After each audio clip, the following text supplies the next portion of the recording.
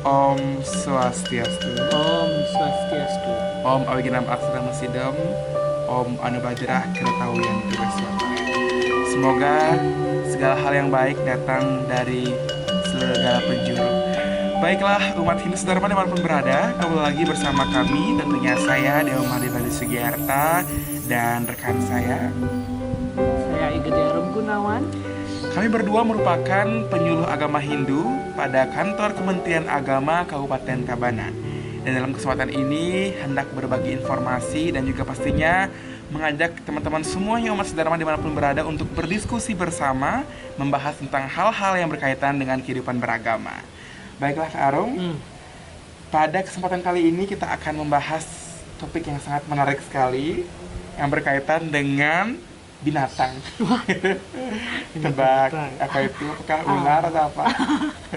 Oh, buaya. Apa nih? Iya, akan bahas tentang binatang Kak, dan bagaimana sih pandangan agama Hindu sendiri tentang binatang itu. Tetapi bukan binatangnya mutlak yang kita bahas, tapi suara dari binatang itu Kak. Apa ya? Iya, baiklah. Ternyata Kak Arum lupa, padahal sudah di briefing. Oke. Jadi rekan-rekan sekalian, umat sedharma dimanapun berada, kita akan membahas tentang apa sih makna dibalik suara cicak.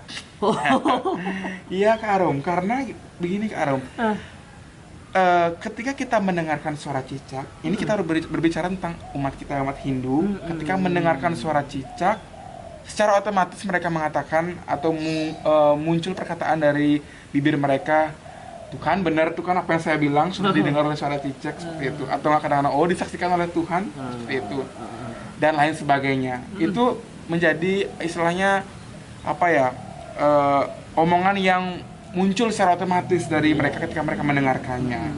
Nah, saya minta pandangan dari Kak Arum sendiri. Mungkin Kak Arum juga mungkin sudah pernah mungkin istilahnya berliterasi dan menemukan di dalam pustaka suci Hindu ataupun dalam ajaran agama Hindu, apa sih makna dari suara cicak itu sendiri Kak Arum? Baik. Umat sedharma yang berbahagia, pada kesempatan ini kembali saya dan Bali berdharmatula ya.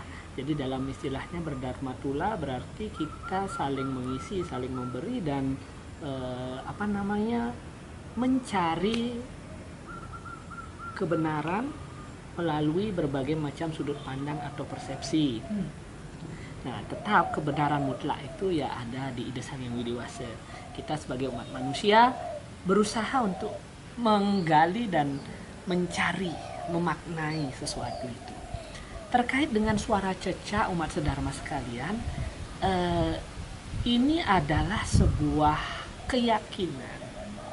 keyakinan yang berasal dari sebuah kebudayaan pra-Hindu. Artinya dalam ini adalah kebudayaan prasejarah gitu ya, yang artinya di zaman nenek moyang kita sebelum Hindu masuk, kepercayaan akan tanda-tanda alam, kode alam, ya, dalam kode alam itu sudah ada begitu loh Bali. Dan kemudian Hindu memberikan jiwa pada kepercayaan itu, sehingga kepercayaan ini menjadi lebih matang dan mendarah daging seperti itu. Akan tetapi di sini kode ataupun isyarat alam itu bukan kebenaran mutlak. Nah ini tuh, supaya kita nggak sampai tersesat loh, supaya nggak diskusi kita ini menjadi nanti dasar hukum bagi semua orang bahwa suara cecak memang benar nih, karena memang siapa? Kata Kak Ar. nanti Kak dibawa-bawa nanti ya. Dicatat. Ya. Jadi di sini bukan kebenaran mutlak saudara-saudara sekalian. Ini hanya menjadi pertanda, menjadi sebuah isyarat, menjadi sebuah penyemangat juga bagi kita untuk melakukan sesuatu. Nah, nanti kita akan gali lebih jauh ya pemaknaan ini, suara cecak ini.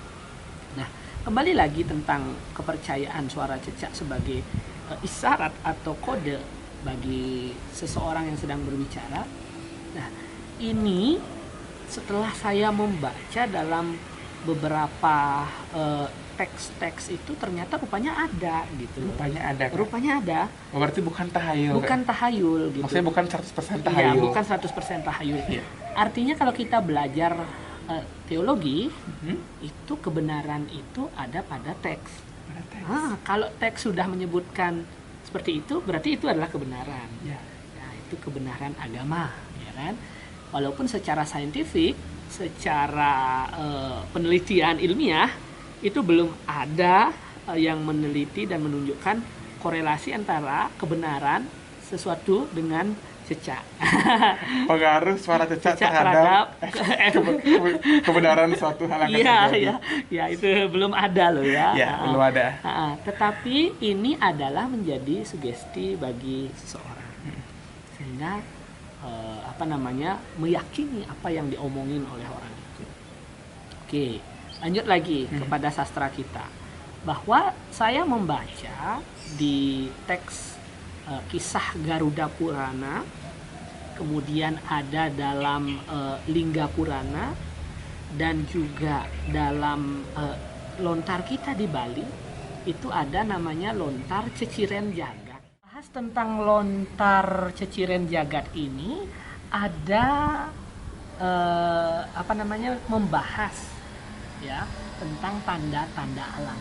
Tanda-tanda alam. Ya, jadi secara umum sinopsis dari lontar ini adalah isyarat-isyarat alam dan dampaknya bagi kehidupan dan aktivitas manusia. Bisa dikatakan lontar Pelindon ini adalah lontar prediksi. Nah, prediksi ya, namanya prediksi kan belum tentu terjadi. Nah, dengan prediksi seseorang atau manusia bisa lebih waspada, gitu maksudnya. Dengan Ceciren Jagat ini kan ya? Dengan Ceciren Jagat ini. Jadi lontar ini bisa dikatakan sebagai lontar mitigasi bencana dan mitigasi terhadap kerugian manusia. Kita bisa interpretasikan seperti itu ya. Karena memang tujuannya adalah manusia itu bisa diharapkan bisa menjadi lebih waspada. Waspada itu sekali. Biar nggak kita itu dibilang ampah dan campah sehingga kita menjadi sampah begitu. Jadi ini kita diajarkan untuk waspada dan bisa harmonis bersama alam. Alam ini adalah dalam ilmu fisika kuantum, alam ini adalah gelombang-gelombang energi. Kita hidup di gelombang energi yang sangat besar, dan kita tidak bisa melawan itu. Kita harus hidup harmonis bersama. Dan tidak bisa mengabaikan itu tidak juga. Bisa mengabaikan. Dengan lontar Ceciren Jagat ini, Bali, selain penelintangan Pelindon, juga ada tanda-tanda dari binatang. Jadi binatang ini memberikan tanda atau isyarat bagi kehidupan manusia. Misalkan suara anjing, suara gagak, ada burung belibis, angsa, termasuk cecak. Nah, jadi cecak ini yang kita bahas topik kita kan? Benar sekali Kak Arum. Nah, jadi cecak ini juga menjadi tanda atau ceciren jagat yang menjadi suatu prediksi bagi aktivitas manusia. Nah, jadi masyarakat bilang kalau ada suara cecak, pasti wah ini benar nih suaranya. Oh ini benar omongannya. Omongannya benar. Disaksikan oleh Tuhan nih. Gitu ya. Nah, jadi kenapa sih cecak itu begitu sangat dihormati, disegani gitu kan? Nah, bahkan ada lagunya si Lolot itu kan ada cek gitu ya. Kalau cecak kata yang suara dikeraos patut ya kan ada itu. Nah, tapi dalam teks Ceciren Jagat ini tidak semua cecak mencirikan raos patut itu hal yang baik seperti itu kan. Oh, berarti ada yang kurang baik juga. Ada. Nah, jadi Ceciren Jagat ini disebutkan dalam lontar ini. Cecak itu memiliki tanda tergantung di mana dia berada, arah suaranya dari mana, sumber suaranya dari mana. Nah, sebelum saya menjelaskan itu, saya ingin mengulas dulu tentang cecak. Jadi cecak ini secara filosofis, kalau kita lihat, cecak itu aksara di Bali, itu cecak itu adalah permulaan dari semua aksara. Kalau kita buat aksara apapun pasti dimulai dari cecak dulu. Satu, buat misalnya aksara e gitu, e, satu cecak, gitu. Nah, pasti dimulai dari sebuah titik dulu. Oh iya. Ya kan? Benar, Kak. Nah, jadi ada cecak dulu, cecak baik cecak seperti aksara cecak seperti itu, ataupun cecak titik. Ya. Permulaan berawal dari sebuah titik gitu. Ngecek gitu. Menempatkan pulpen kita pena atau pengerupa kita, dia diawali dari sebuah titik, nggak mungkin langsung garis gitu, pasti titik. Nah, itu adalah cecak. Maka dari itu disebutkan cecak ini adalah awal dari aksara. Dalam lontar tutur Sang Hyang Aji Saraswati, bahwa aksara adalah setana dari Sang Hyang Aji Saraswati. Lingga setanan Sang Hyang Aji Saraswati, ring aksara lan sastra. Kan di situ. Maka cecak sebagai awal mula aksara adalah tidak lain adalah mulanya dari Saraswati itu.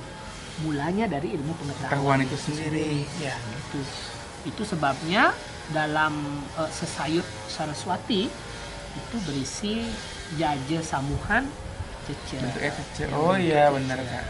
Kemudian dalam samuhan cecak itu di atasnya berisi ongkara, aksara ongkara. Nah, ini yang menyatakan bahwa cecak itu adalah secara teologis menyimpulkan dari mulanya suara, mulanya aksara, yang tiada lain adalah mula dari semua ilmu Pengetahuan. Oke. Itu sebabnya cecak ini menjadi binatang keramat, bahkan ketika dia bersuara atau berbunyi menjadi pertanda bagi kehidupan manusia. Oke. Lanjut lagi ke jenis-jenis suara cecak itu, Kak, berdasarkan arahnya.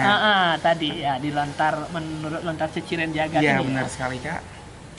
Disebutkan bahwa kalau ada suara cecak di arah timur, maka apa yang diucapkan, apa yang dikatakan, dan apa yang diharapkan dalam doa itu akan terwujud. Nah, itu. Kalau di arah selatan itu bermakna apa yang dikerjakan itu akan menemui rintangan, hambatan. Kalau di barat, apa yang dikatakan menjadi keterbalikannya. Aduh. Misalkan nih, aku ganteng, cecaknya di barat berbunyi, berarti kebalikannya. Itu, jadi kebalikan gitu ya. Itu yang di barat, Kak? Iya, kalau di barat. Kalau di utara, itu tanda kemakmuran. Akan ada kemakmuran, kesejahteraan. Berarti rezeki, Kak, ya? Rezeki. Kita istilahnya terjemahkan dalam rezeki. Jadi cecak inilah suaranya. Utaranya cecak. Di utara dan timur itu tandanya baik. Kita dengan Kakak membahas tentang bahwa lebih spesifiknya lagi dalam lontar ciciran jagat itu, kalau cecak juga berbunyi dipatokkan juga dengan berdasarkan waktunya juga, Kak. Bagaimana dengan hal itu, Kak? Oke. Terkait dengan waktu ya, tadi arah sudah, sekarang ceciren suaran cecak berdasarkan waktu bunyi.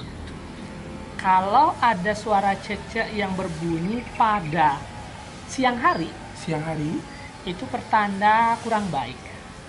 Kemungkinan akan ada pencuri yang mau masuk rumah gitu. Aduh. Ya, jadi orang penghuni rumah harus waspada. Tapi tidak sembarang cecak ya, artinya setiap bunyi cecak siang hari, aduh akan ada pencuri gitu. Jangan paranoid gitu ya. Maksudnya begini, ketika kita sedang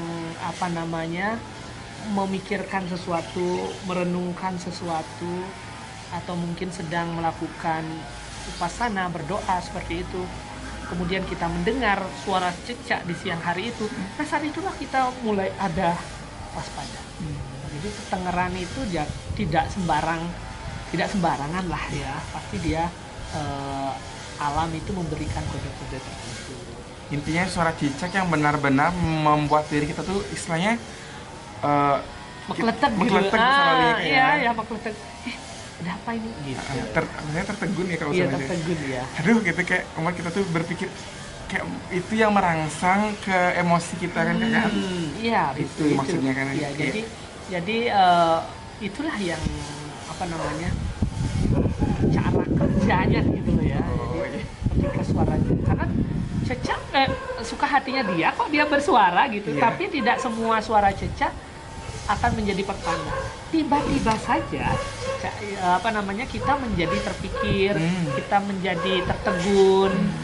Jadi seperti itu. Ya, Nah, itulah tentang suara cecak. siang hari. Mungkin ada waktu lain. Nah, satu lagi disebutkan bila ada suara cecak yang istilahnya terjadi pada saat menjelang matahari terbit. Menjelang matahari terbit, berarti pagi hari kan? Pagi hari. Hmm. Ya. Kita kan masih kadang-kadang masih tidur, kita tidak sadar kan. Tapi ketika kita tersadar bangun pagi hari mendengar suara cecak itu tanda keberuntungan. Oh, benar. Ya. Nah, karena apa? Karena cecak tidak bersuara pada waktu-waktu itu. Coba Anda apa namanya, observasi. Cecak itu biasanya bersuara di sore menjelang malam. Dan malam itu udah yang paling asik mereka konser biasanya kan. Nah, jadi seperti itu. Kalaupun siang hari itu jarang gitu. Begitu juga di Pelinggih, di Pura gitu. Ketika suara cecak itu terjadi, ketika kita benar-benar kusuk sekali berdoa, tiba-tiba terdengar suara cecak. Awidina Masuklah jadi motivasi bagi diri kita. Nah, bagaimana kalau kita sembahyang, kita berdoa, terus terdengar suara cecak dari arah barat gitu misalnya? Wah, blank otak kita. Kita balikkan mantra. Gimana tuh kan gitu? Iya. Nah, ini ada disebutkan dalam pustaka Lingga Purana. Oh. Setiap tanda-tanda alam yang bersifat buruk terjadi saat seseorang melakukan yadnya, maka seseorang harus memuja Siwa. Dengan memuja Siwa, tanda-tanda alam yang buruk dan bersifat negatif bagi dirinya dapat diminimalisir. Istilahnya penawarnya kayak Penawarnya. Jadi tidak usah takut baru ada cicak di barat, tiba-tiba kita, aduh doaku gagal. Atau mungkin aduh nggak jadi deh, balikin. Atau balikin mantranya. Ya jangan seperti itu ya. Artinya ada penudanan gitu lah artinya. Ada caranya mengantisipasi itu. Lingga Purana menyebutkan pujalah Dewa Siwa. Pujalah Dewa Siwa dalam Lingga Purana. Iya, lakukan japa Om Namah Siwa atau melakukan Siwa Puja.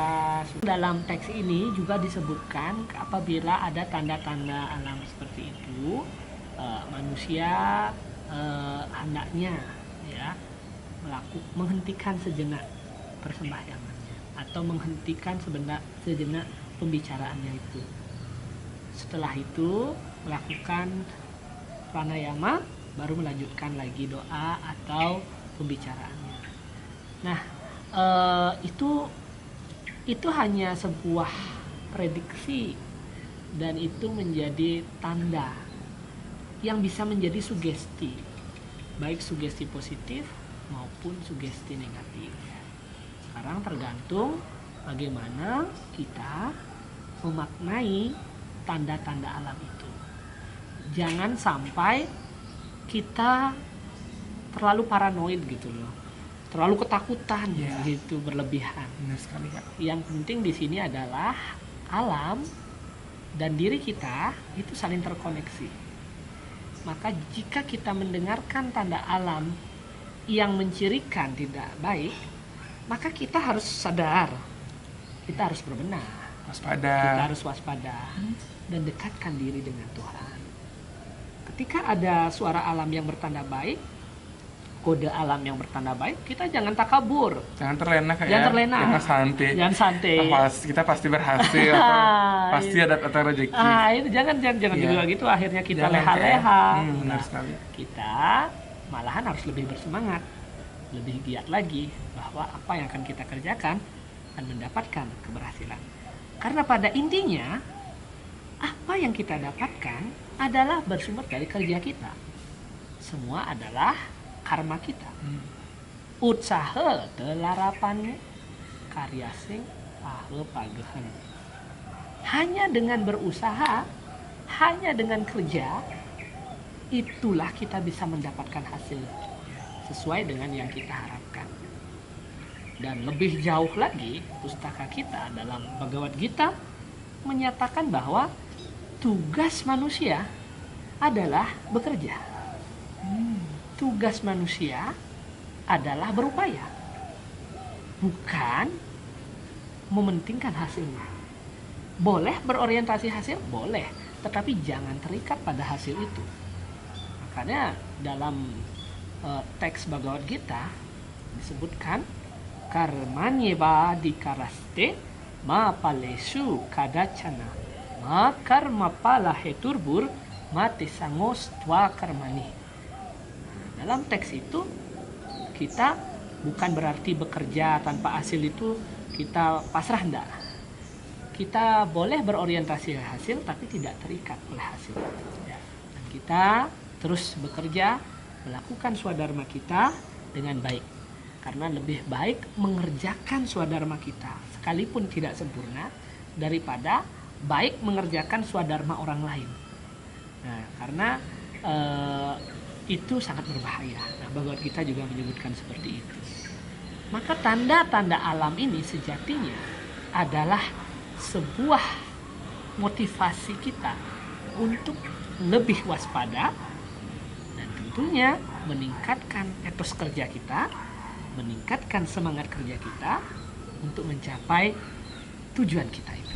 Berarti ini kayak adanya keberadaan tanda-tanda alam ini sebenarnya di balik itu juga menyimpan amanat bahwa yang pertama kita harus waspada. Betul. Tetap juga kita perhatikan tanda-tanda itu, tapi ingat juga jangan terlalu takabur dengan tanda-tanda Betul. itu. Dan di balik itu ternyata ada agar kita tetap melakukan etos kerja itu sendiri.